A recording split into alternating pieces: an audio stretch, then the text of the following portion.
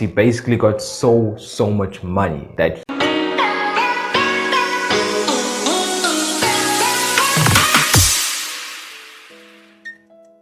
imagine this one day, a young man, super young, okay, he committed so much crimes in his life. True story.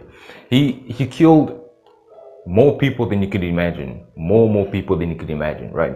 Committed so much crimes. He went to steal, he robbed so much banks. He basically got so much money that he could not even he could not even count. Nobody could even count.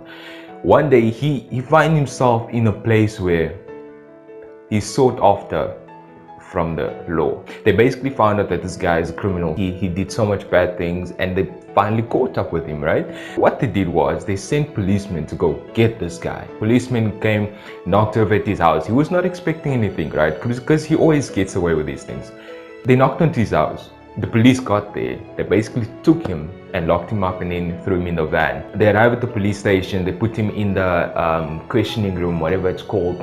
They started asking him questions. So, you know, the typical police questions. Where were you? Where were you on this night? Where were you on that night, right?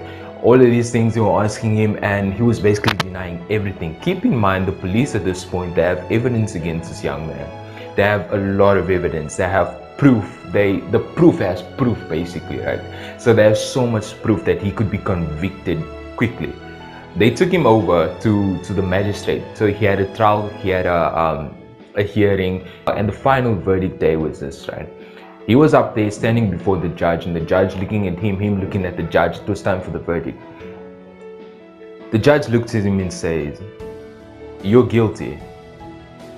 He pleaded not guilty because despite what he had done, despite all the bad things, stealing, killing people, having so much money illegally, he found himself in a place of self justification. He basically used the part of the money that he had. He went to give it to the poor. He started orphanages. He helped kids get out of the streets. He basically helped a lot of businesses grow. He got to the point where he had so much money that he did not know what to do with it, and he thought, okay, so to be self-justified, I wanna use this money for good. He took the money, like I mentioned, he donated the money. He did so much crazy things, so much good things with the money. And so he appears before the judge, tells the judge, look, despite doing all those bad things, I took my money and basically gave it to the poor. I took my money, I helped so much people, I donated the money, I helped businesses grow, you know, so his story was good, like it was strong. But the judge looked at him and he said, despite the good things that you had done, despite every single thing that you had done, does not justify the fact that you committed so much crimes, took so much lives away, you killed so much people. He said, despite the good things that you had done, you are still a criminal. He was convicted criminal. The trial's going down, it continues, and then somebody rocks up out of nowhere, knocks on the door. The police let him through. He approaches the judge and says, hold on, I'm going to take the place of this young man. I'm going to take every single one of his crimes, I'll put it upon myself, and I'm going to basically take the punishment. I'm willing to do that, sacrifice myself in order that this guy be saved. The judge looks at the man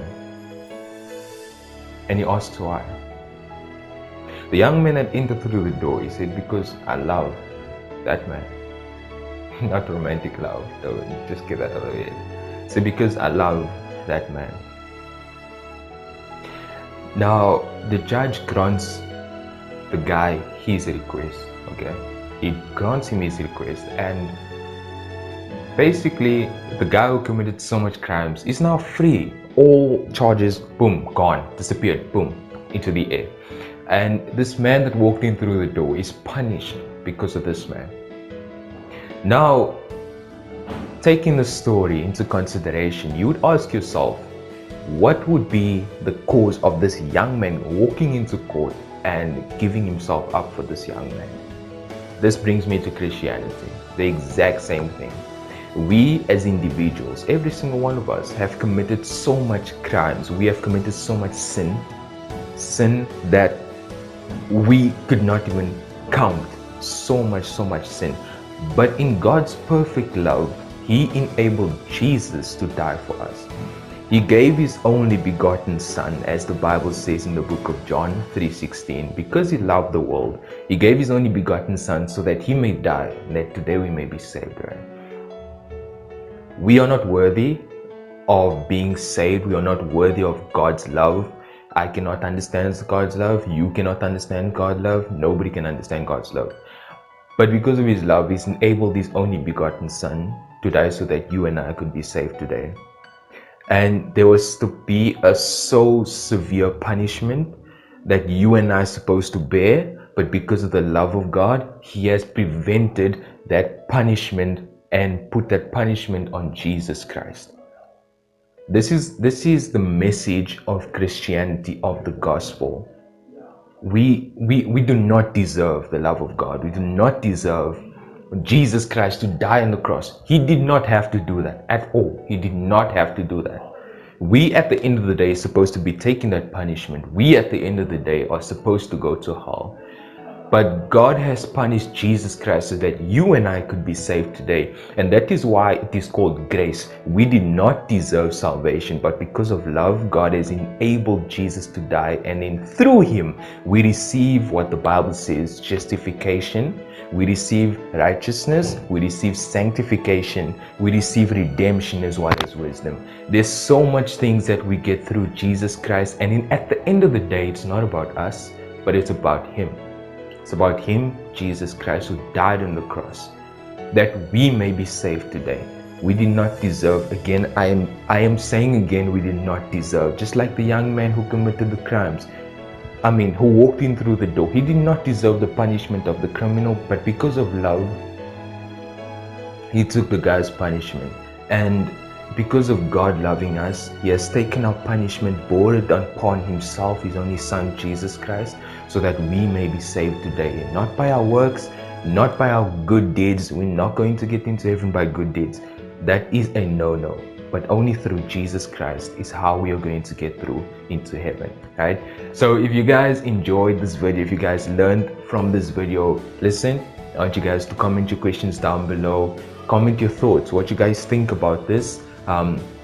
If I left anything out, guys, just mention it down in the comments. And don't forget to like, subscribe. Listen, you do not have to like this video. I'm not forcing you to like this video. You can give it the thumbs down, but don't do that. It's gonna look bad in the video, you know what I mean? But just guys, try to understand the love of God in its perfect manifestation in what He did through Jesus Christ, so that we may be reconciled with Him.